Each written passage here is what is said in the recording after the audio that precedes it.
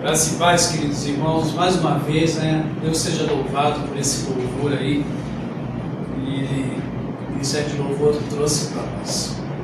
Eu quero ler com você Lamentações capítulo 3, versos 19 e 23, e antes da leitura, se você está aí com a sua Bíblia aberta ou ligada no seu celular, quero convidar você a orar. Ó Deus, obrigado por esse culto, obrigado pelo teu mover em nossas vidas, e peço agora, Pai, que a tua palavra seja ministrada aos nossos corações e transforme-se em ouvidos nessa noite.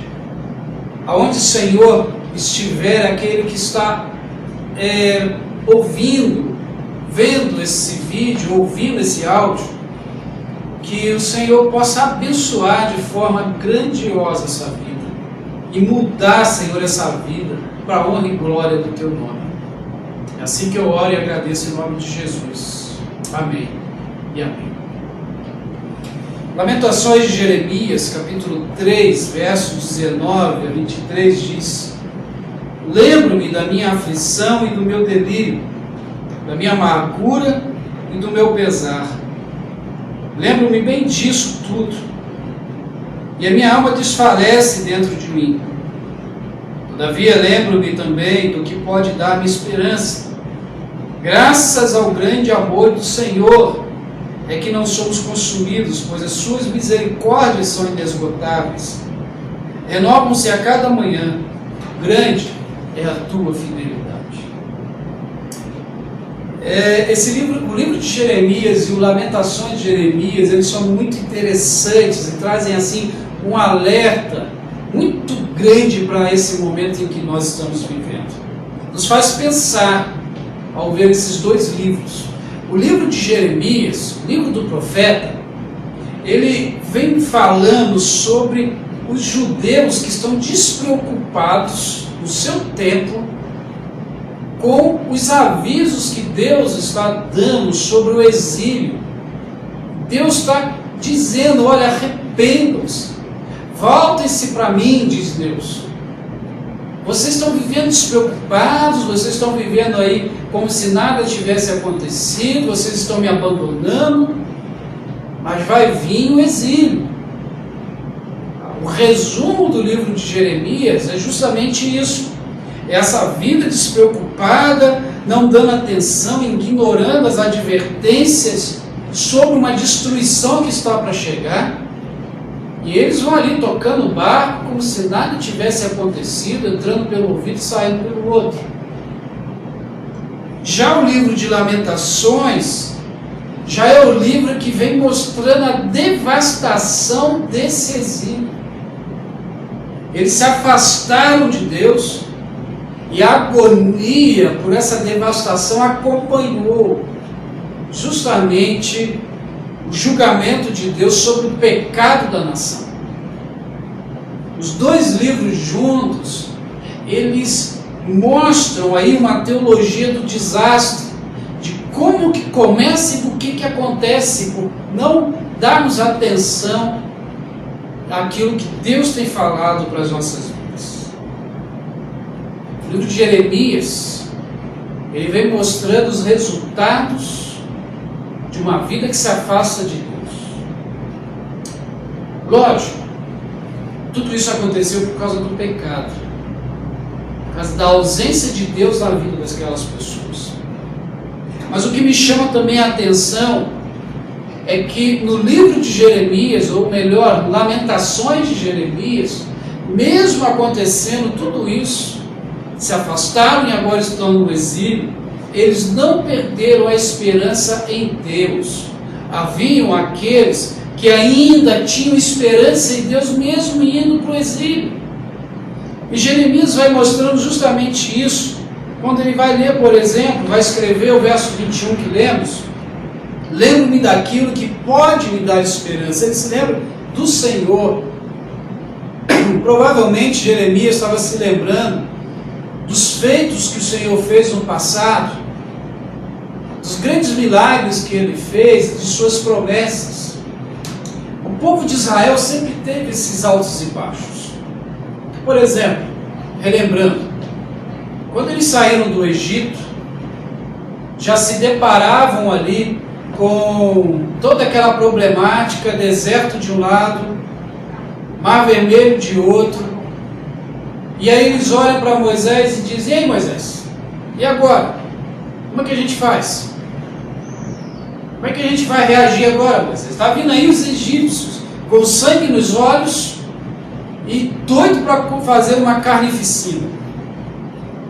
E aí Deus abre o Mar Vermelho usando Moisés, e eles atravessam a seco, continuam a caminhada no deserto, já começam a reclamar novamente, estão com sede, Deus lhes proporciona água através da rocha, e assim vai, eles vão caminhando, e aí Deus fala para Moisés: olha, mande 12 espias para conhecer a terra que eu vou dar.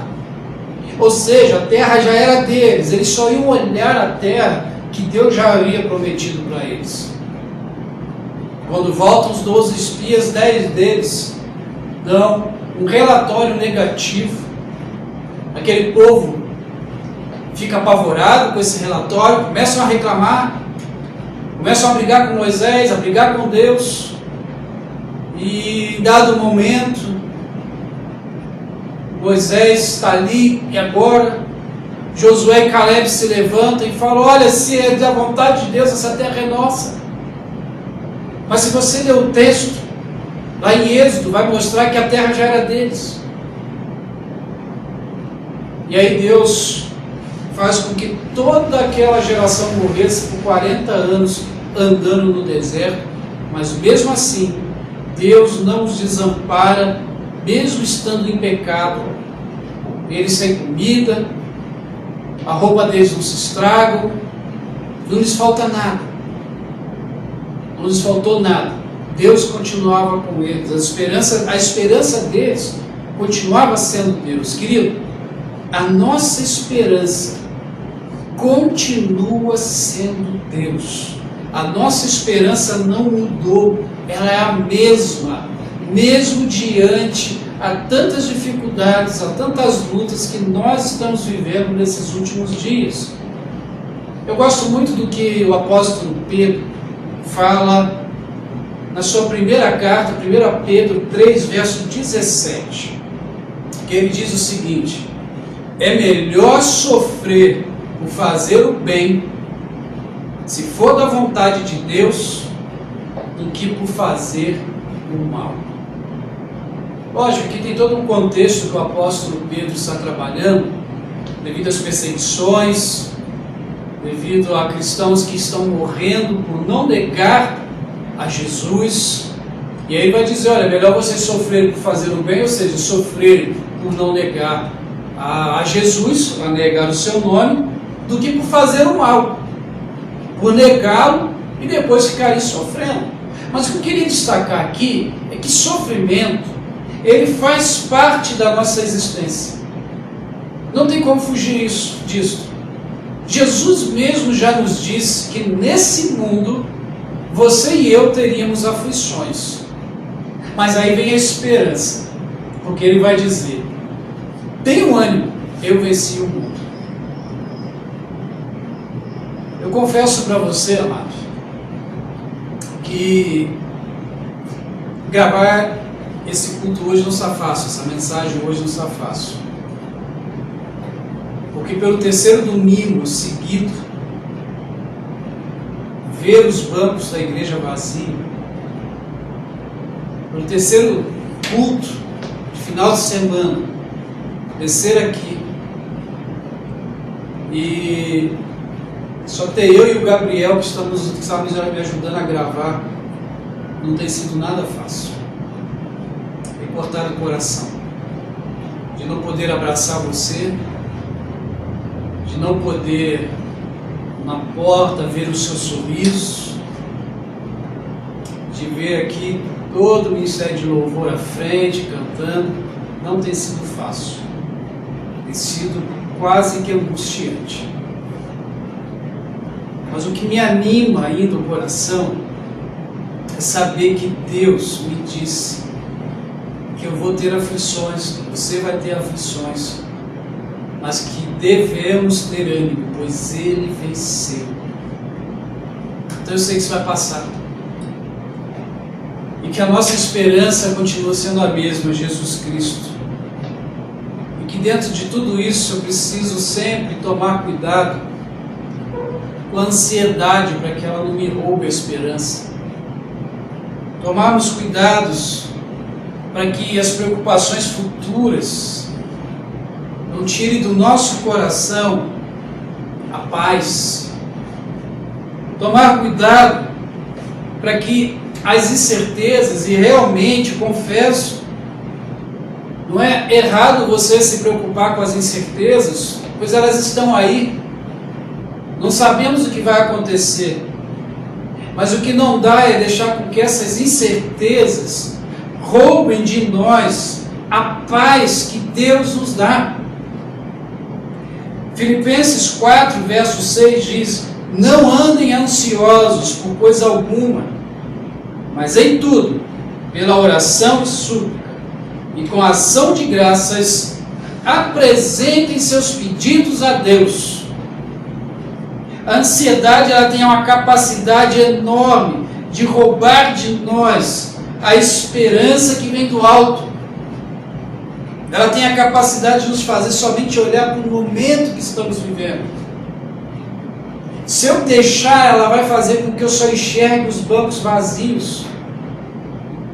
Mas quando a minha esperança está no Senhor, eu consigo olhar aí, onde você está nesse momento, e pedir a Deus que abençoe a sua vida. Há momentos que parece que não dá para fazer mais nada, como nós estamos vivendo agora. Mas o apóstolo Paulo diz: olha, não andem ansiosos por coisa alguma, mas em tudo, pela oração e súplica, ação de graças, apresentem a Deus. Paulo, o apóstolo, está dizendo: olha, parece que não dá para fazer mais nada, humanamente não, mas apresentem para Deus em oração as suas angústias, as suas ansiedades. Por isso, querido, nessa noite, nesse momento que você assiste esse vídeo, se é de noite, se é de dia, se é de madrugada, se é à tarde,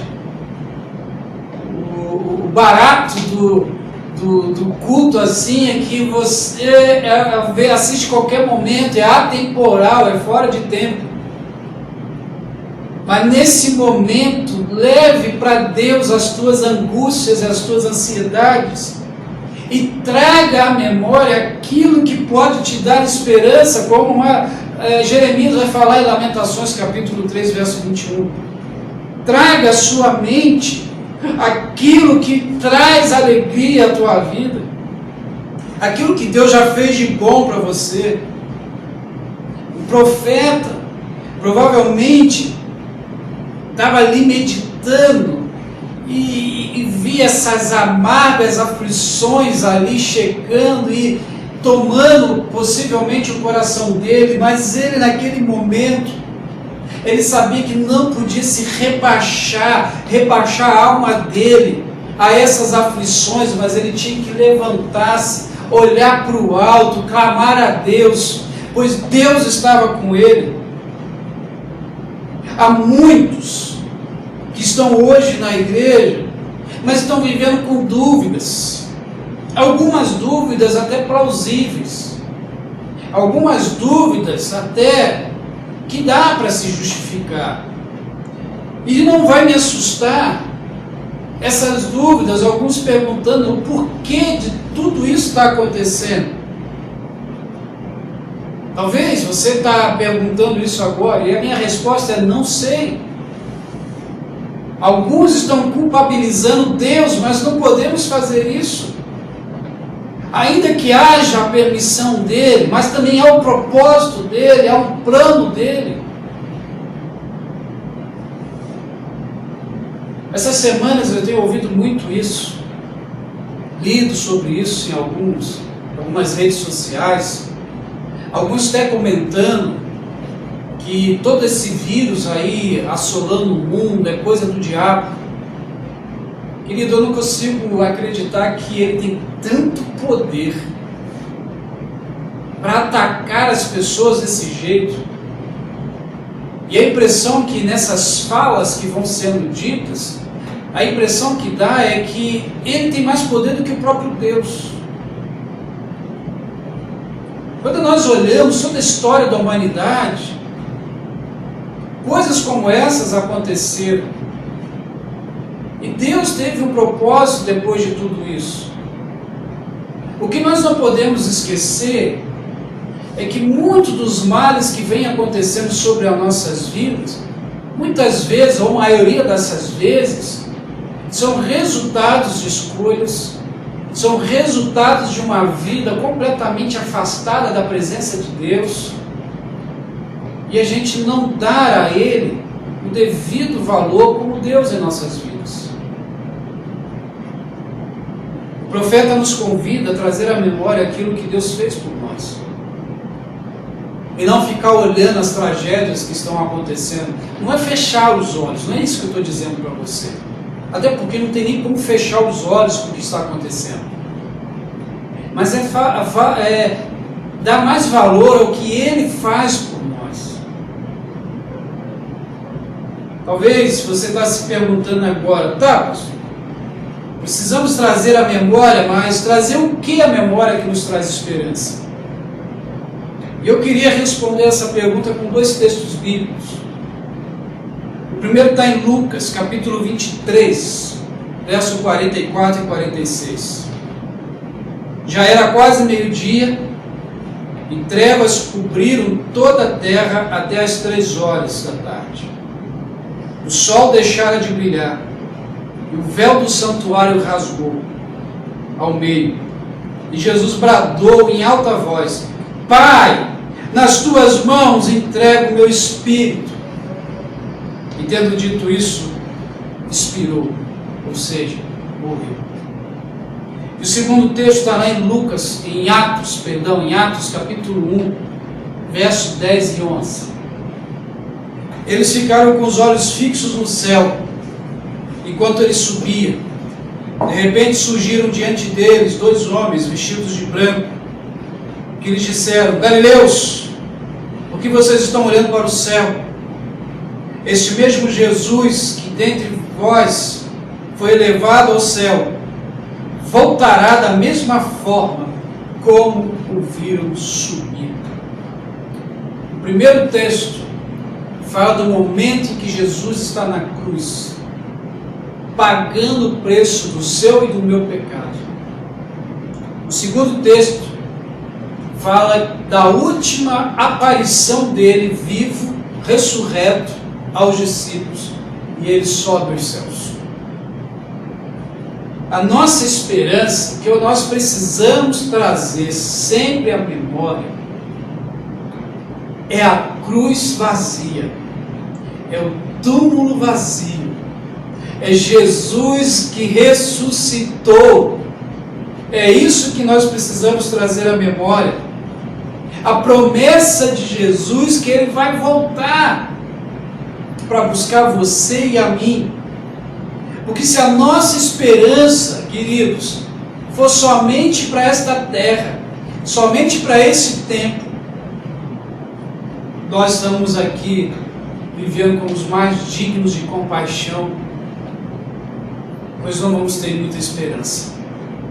Agora, se a nossa esperança, enquanto estamos aqui nessa terra, nesse momento, é a certeza de que Jesus vai voltar para nos buscar e vai nos levar para a casa do Pai junto com Ele, aí, amados, nós vamos ter força para vencer qualquer pandemia, pois Ele está conosco. Nós vamos suportar mesmo esse tempo de isolamento, porque nós vamos buscar a presença de Deus e vamos nos encontrar no mesmo lugar chamado oração, lugar chamado presença de Deus. Eu quero destacar uma coisa muito interessante nesses 2 últimos textos que li, é que há uma tragédia aqui, a tragédia de uma morte, a morte de Jesus. Porque para os discípulos, para todos aqueles que andavam com Jesus naquele momento, uma esperança morreu, um grande líder morreu, mas no terceiro dia, essa esperança ela volta, pois ela continua sendo a mesma. E Deus transformou toda uma tragédia em bênção que hoje redunda na tua salvação e na minha. Então, quando você começar a ouvir tudo isso que está acontecendo, comece a orar a Deus e diga: Deus, eu quero entender, e se eu não entender, eu sei que isso tem propósito. E eu quero fazer parte desse propósito, eu quero orar por esse propósito. Talvez você e eu não vamos entender, e possamos até não entender mesmo. Mas isto está no controle de Deus. Está nos seus planos. Então traga à mente aquilo que Ele já fez por você, que é a salvação. E eu quero terminar com um texto que está lá em 2 Coríntios, no capítulo 4, no verso 16 a 18, que diz: por isso não desanimamos. Embora exteriormente estamos desgastados, interiormente estamos sendo renovados dia após dia. Pois os nossos sofrimentos leves e momentâneos estão produzindo para nós uma glória eterna que pesa mais do que todos eles. Assim, fixamos não naquilo que se vê, mas no que não se vê. Pois o que se vê é transitório, mas o que não se vê é eterno. Então não fixe seus olhos simplesmente no que está acontecendo. Digo novamente, não é fechar os olhos, mas não é ficar fixo no que está acontecendo. Tome sim os seus cuidados, a higiene, as máscaras, a distância, as conversas. Isso cabe a você e a mim a fazer, isso aí é necessário. Mas o que eu quero dizer é que tudo isso é transitório, isso vai passar. Mas confie em Jesus. Coloque teu coração nas mãos de Jesus. Porque aquilo que é eterno, ninguém pode tirar de você. Não deixe que a ansiedade desse momento roube de você a esperança. Ela continua a mesma. Tudo isso é passageiro, mas a eternidade espera por nós. Eu queria orar com você e orar por você e pedir nesse momento que Deus derrame a sua graça e o seu amor sobre a sua vida. E nessa oração, reflita um pouco. Aonde você tem colocado a sua esperança? Coloque a sua esperança em Jesus Cristo. Pois Ele é a esperança única. E a esperança que ninguém pode tirar de você. Vamos orar? Eterno Deus, como é bom saber que a nossa esperança continua sendo a mesma. Ainda que circunstâncias contrárias à nossa vontade venham sobre nós, o Senhor continua sendo o mesmo. Ó Deus, não permita que esse querido, essa querida que assiste esse vídeo, perca a esperança no Senhor. Que as dúvidas e os porquês afastem-o da Tua presença. Mas que tragam agora à memória, Senhor, aquilo que o Senhor tem feito por ele e por ela. Deus, derrame sobre as famílias o Teu grande amor e a Tua grande bondade. E que, Senhor, quando tudo isso passar, não deixemos de nos esquecer da Tua bondade e da esperança que só o Senhor traz. Pois, Senhor, nós temos visto em todo o Brasil, pelas mídias, pela TV, pessoas clamando, cantando louvores nos apartamentos, buscando a Tua presença em oração. Mas, Senhor, que quando isso passar, não esqueçam do Senhor. Mas que nesse momento coloquem as suas vidas nas Tuas mãos e confiem em Ti. Essa oração que faço, Deus, e assim que peço, em nome de Jesus Cristo. Amém e amém. Amado do Senhor, que Deus te abençoe. Continue orando por esse momento para passar logo e que em breve possamos estar aqui reunidos novamente. Tenha uma ótima semana em nome de Jesus e um abraço. para você bem apertado. Amém.